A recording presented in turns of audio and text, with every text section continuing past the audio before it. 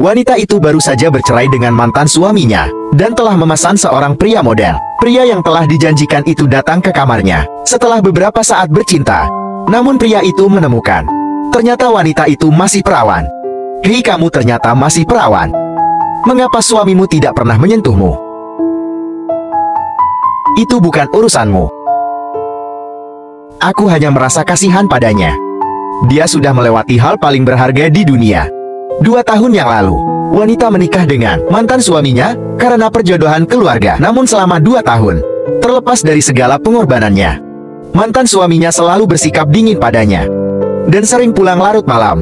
Kadang-kadang dia bahkan membawa pulang seorang bintang. Wanita-wanita benar-benar tidak tahan dengan kehidupan seperti itu. Maka dia berniat untuk bercerai dengannya. Namun karena kesehatan kakeknya, wanita berharap mantan suaminya tidak akan mengumumkan berita perceraian mereka. Namun mantan suaminya mengira wanita sedang bermain sulit dengannya.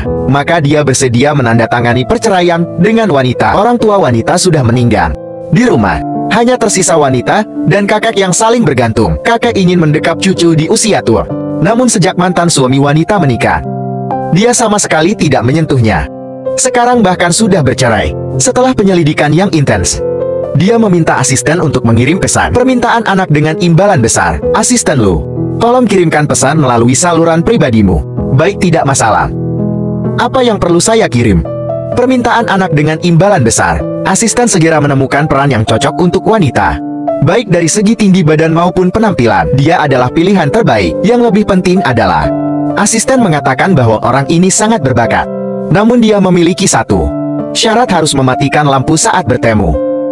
Wanita mempertimbangkan bahwa dia juga menderita nytalopia. Maka asisten membawa orang langsung ke villa, sementara dia pergi untuk mengurus perceraian.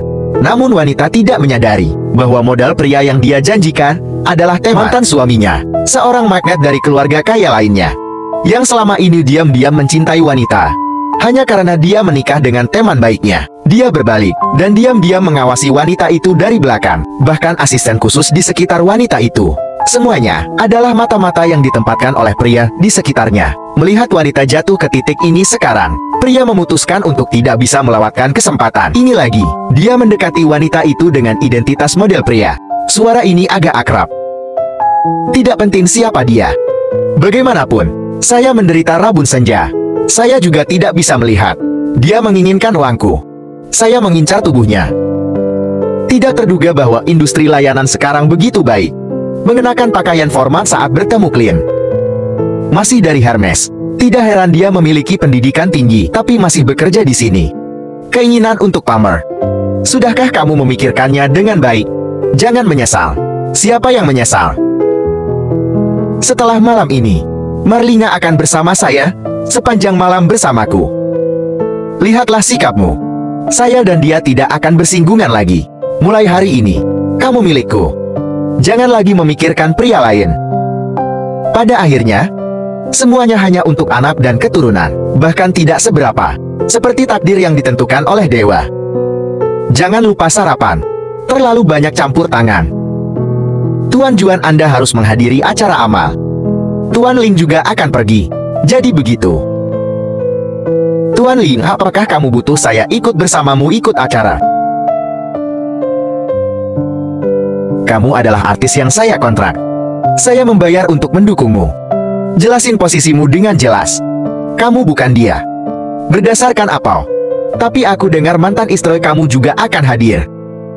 Kamu jemput dia sore nanti ya.